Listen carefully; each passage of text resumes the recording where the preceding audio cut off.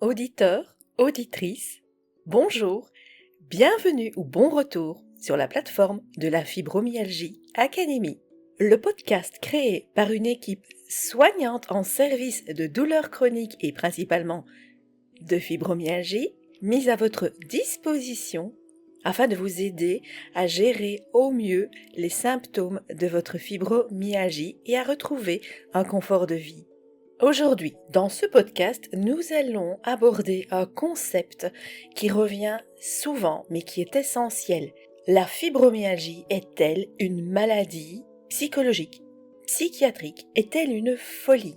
Vous êtes nombreux à vous sentir rejetés par la médecine traditionnelle et à entendre régulièrement que vous êtes fou, que tout est dans votre tête. Eh bien aujourd'hui, nous abordons ce problème crucial. Bonjour à tous, je suis Marie-Lou, je suis votre hôte pour ce podcast, je suis thérapeute et je suis infirmière en algologie dans l'équipe pluridisciplinaire de la Fibromyalgie Academy.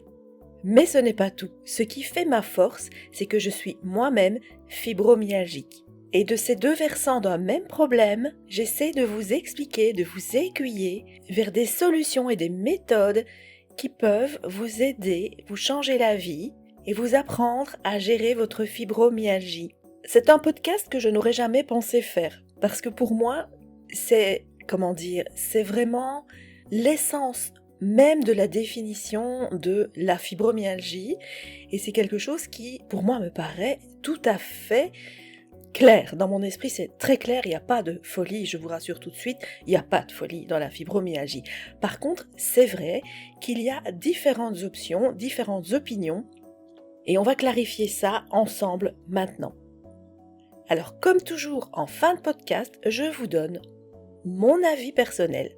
Vous allez voir, je vous le disais, c'est très simple.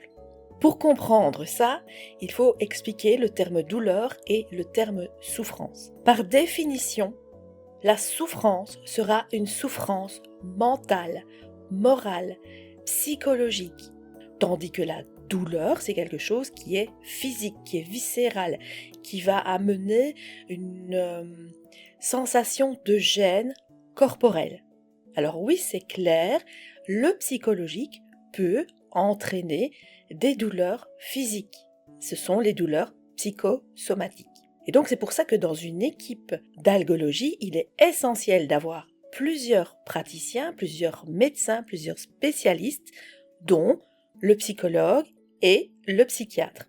C'est souvent eux qui ont la charge de définir si la personne est en période de douleur, en zone douloureuse, ou si elle est en souffrance. Par exemple, une souffrance est causée par exemple par la perte d'un être cher. Ça sera de la souffrance. J'espère que vous voyez bien la différence. Donc il y en a un, c'est moral, la souffrance, et l'autre, la douleur, elle est physique. Toute personne qui arrive en consultation pour de la douleur doit absolument être prise en considération. Donc, soyons clairs, la fibromyalgie, c'est une douleur. C'est même pire que ça, c'est un ensemble de douleurs diffuses, des douleurs différentes, des douleurs partout, dans différentes parties du corps en même temps, et des douleurs qui migrent, qui voyagent. Lorsque les médecins ont établi la cartographie des douleurs ou des souffrances, ils vont proposer les bonnes approches thérapeutiques, les bons services, les bons spécialistes à leurs patients.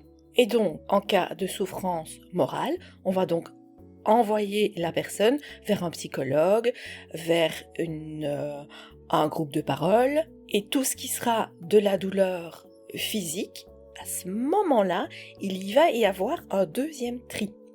Le tri, c'est de savoir si la douleur est en zone douleur aiguë ou si elle est en zone douleur chronique. Les douleurs chroniques, en général, durent plus de 3 mois. C'est la définition que l'on peut leur donner. La douleur aiguë, petit exemple, c'est simplement vous tombez d'une échelle, vous vous cassez le poignet, vous allez avoir des douleurs aiguës. Ce sont des douleurs qui vont durer le temps de consolidation de la fracture et qui après devraient logiquement disparaître. Les douleurs chroniques, eh bien ce sont les douleurs de fibromyalgie. Il y a d'autres types de douleurs chroniques, bien entendu, mais je ne vais pas en parler ici puisque ici, ce podcast est vraiment dédié à la fibromyalgie et à la prise en charge de la fibromyalgie. Alors, vous avez des douleurs chroniques? Vous avez une fibromyalgie? Eh bien, restons-en là. Vous êtes fibromyalgique, vous avez des douleurs chroniques, vous n'êtes pas un usurpateur, vous n'êtes pas un menteur, vous n'êtes pas un fou, vous n'avez pas de problème psychiatrique. Maintenant, dans l'autre sens, on l'a vu, tout au départ, on va définir si les douleurs sont douleurs physiques ou souffrances, ce qui va amener à la consultation chez le spécialiste adéquat. Mais maintenant, je voudrais ajouter que les douleurs physiques que nous ressentons, nous, fibromyalgiques, elles peuvent être usantes, fatigantes et amener une certaine souffrance morale. On en a déjà parlé, mais je vais mettre dans cette souffrance morale le questionnement, je ne peux plus travailler, je suis bon à rien, je ne sais plus m'occuper de ma maison comme j'en ai envie, j'ai dû limiter mes loisirs, ma vie sociale n'est plus ce qu'elle était, le regard des gens, des personnes autour de moi n'est plus le même. Alors oui, effectivement, tout ça est entraîné par la fibromyalgie et ça, ce sont des souffrances qui sont dues directement à la fibromyalgie et aux douleurs chroniques. La douleur, elle va être variable d'une personne à l'autre. La douleur, c'est une expérience unique vécue par une personne unique dans un cadre, un environnement unique et à un moment donné, qui est unique également. La douleur ne se compare jamais à la douleur de quelqu'un d'autre.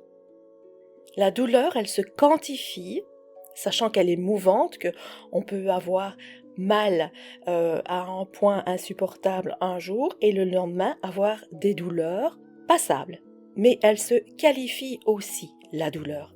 Il y a différents types de douleurs. On va dire des douleurs type brûlure, choc électrique, coup de poignard, picotement, tout ça, ce sont des douleurs. Et donc, si vous êtes fibromyalgique, eh bien vous avez des douleurs chroniques. Vous êtes une personne douloureuse. Vous n'avez pas de contexte de folie. Soyez rassurés. Les spécialistes maintenant qui ont étudié soit la douleur, soit même la fibromyalgie, ou qui ont étudié la souffrance, savent très bien faire la différence. Je vous le disais, j'espère que ce podcast vous a amené du baume au cœur et vous a aidé à apporter un petit côté léger. Et je vous rappelle que si vous aimez ce genre de podcast, n'hésitez pas à vous abonner. Alors pour nous, c'est super, mais pour vous, voilà, si on peut vous amener un peu de joie dans votre vie de tous les jours, eh bien on est là pour ça et notre but sera atteint. En début de podcast, je vous disais, je vais vous donner mon avis, puisque je ne suis jamais à court d'avis. Je pense que maintenant vous le savez. Et donc j'ai envie de vous dire que... En fait, j'ai envie de vous dire deux choses. La première, c'est que, mais je voulais expliquer, votre douleur, elle vous est propre. Voilà. Il n'y a jamais personne qui pourra la comprendre. Et en tant qu'infirmière spécialisée, travaillant avec des personnes douloureuses chroniques, je peux vous assurer qu'on peut faire de notre mieux, avoir des échelles d'évaluation, des grilles de type de douleur pour qualifier la douleur. On en apprend tous les jours. On a des descriptions de douleurs qui sont très imagées et qui vont forcément être en rapport avec le lien, l'environnement et l'histoire de la personne. La deuxième chose que j'ai envie de vous dire, c'est que en tant que professionnel, on fait rapidement la part des choses entre ce qui peut être une souffrance mentale, une souffrance morale, une souffrance émotionnelle, de ce qui est une véritable douleur physique. Alors c'est bien beau de faire la différence, mais j'aimerais insister sur le fait que douleur physique ou souffrance émotionnelle, psychologique, il faut qu'il y ait toujours écoute, compréhension, respect, prise en compte, un bon accompagnement par le spécialiste adéquat et surtout jamais de jugement. En parlant spécialiste adéquat, plusieurs d'entre vous nous ont demandé quel était notre avis par rapport à l'algologue. On ne va pas vous donner notre avis, mais on va vous faire un podcast dédié à ce qu'est l'algologue et le service d'algologie, afin que vous puissiez y voir un petit peu plus clair et faire vos propres choix. Alors j'espère que ce podcast vous a amené un peu de sérénité et un autre regard, le regard professionnel des services d'algologie sur le mythe de la maladie imaginaire. Alors si vous avez aimé ce podcast, n'hésitez pas à le liker et à le partager aux personnes qui en ont besoin. Pour ma part, je vais prendre un repos bien mérité et j'espère que vous en faites autant quand vous en avez besoin ou quand votre corps vous le demande. Et je vous dis à très bientôt.